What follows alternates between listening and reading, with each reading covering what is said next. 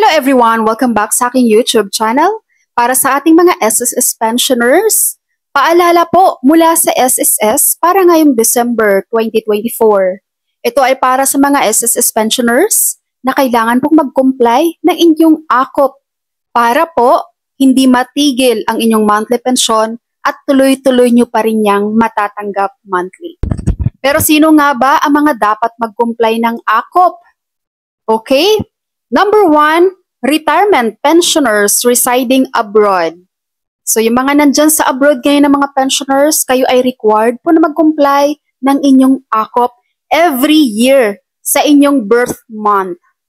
Okay? Every birth month, kailangan mag-comply po kayo ng inyong AKOP.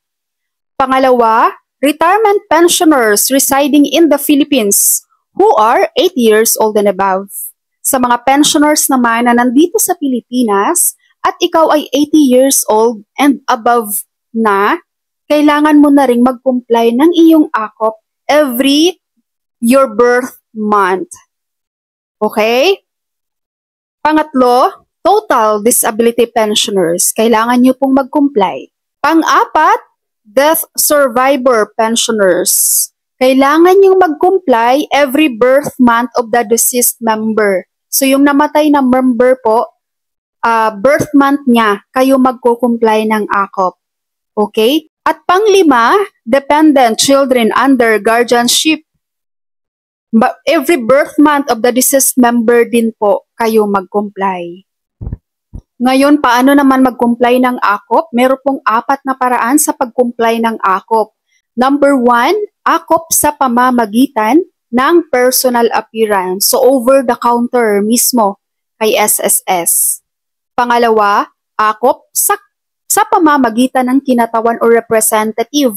So, meron kayong authorized person on your behalf para sa pag-comply ng inyong AKOP.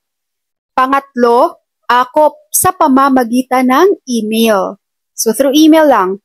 And then, pang-apat, AKOP sa pamamagitan ng video conference. Itong video conference, pwede po itong gagawin ni SSS via Viber or MS Teams.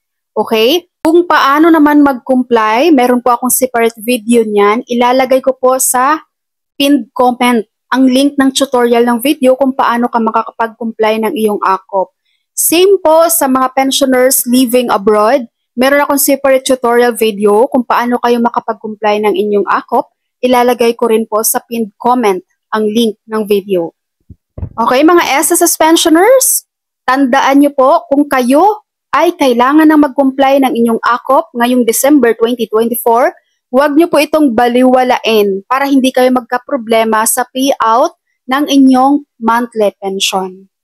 Okay? So, yun lang guys. Kung meron kayong mga questions with regard sa pag-comply ng AKOP, just comment below. Sasagutin po natin yan. Thank you so much for watching everyone. God bless you all. Merry Christmas!